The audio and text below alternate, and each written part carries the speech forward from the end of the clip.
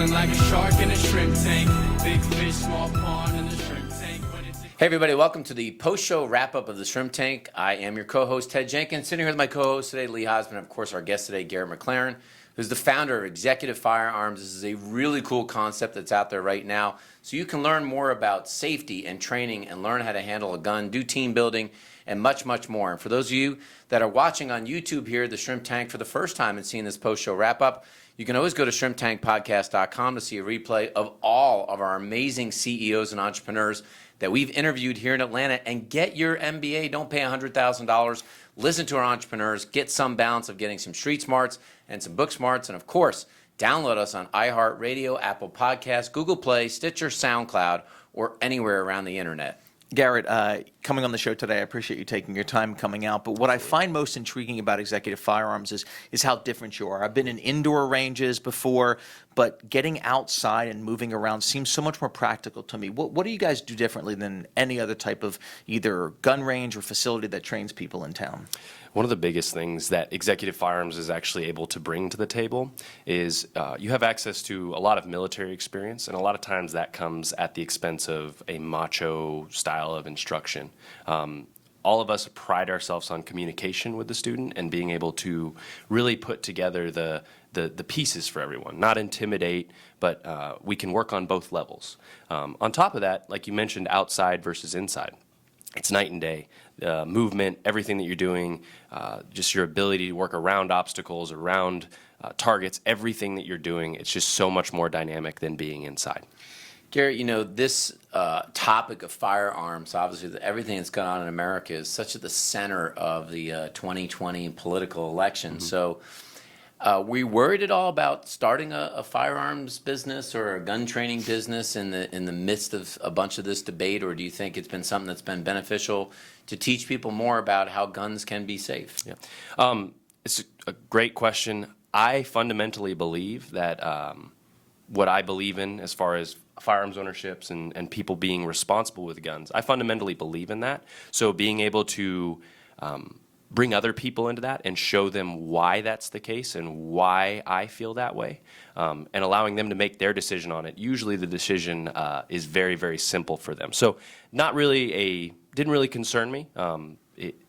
Educating people on something and showing them what's really true about it is what's important to me. What I found about education is so intriguing. When you started it, and I know you and the crew travel around the country, you do train law enforcement for certifications, you train military, and you also train civilians, individuals, and corporations. But you said on the show something about something that surprised you through this process of what you've enjoyed the most. Can you elaborate on that? The thing that what you're talking about is actually training folks who have never touched firearms or know very little about firearms. I initially thought dealing with law enforcement, dealing with the people that are very in the community, obviously it's a very rewarding thing to help people get better, period.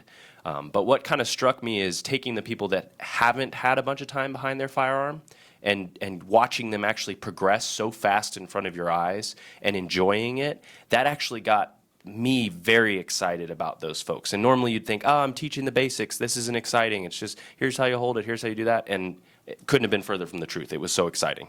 And so we see all these cool movies that are out there, Garret. You can't outrun an automatic fire weapon. Someone's shooting that weapon, and you see someone running faster than all those bullets chasing them. You'd have to be a really bad shot, and even then, you're probably going to get shot. It's probably more so because you're the lead in a movie, and they need you to stick around for the last scene.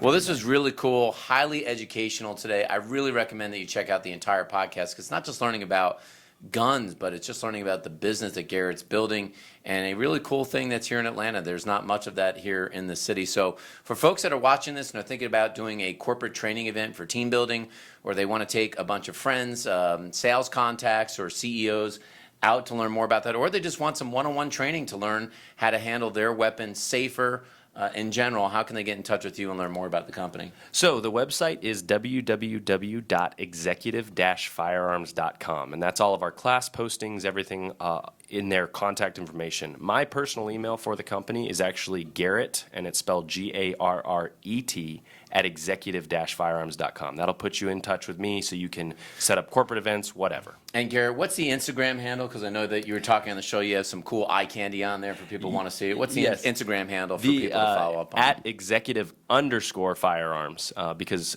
Instagram does not allow dashes, so _firearms. There you go. Well, you got a social media tip, and you're going to learn more about firearms at the same time. And what we talked about the show today, as you enter into 2020 next year, is thinking about the bullseye in your business, because when they train at Executive Firearms, you want to try and put the bullet in the bullseye.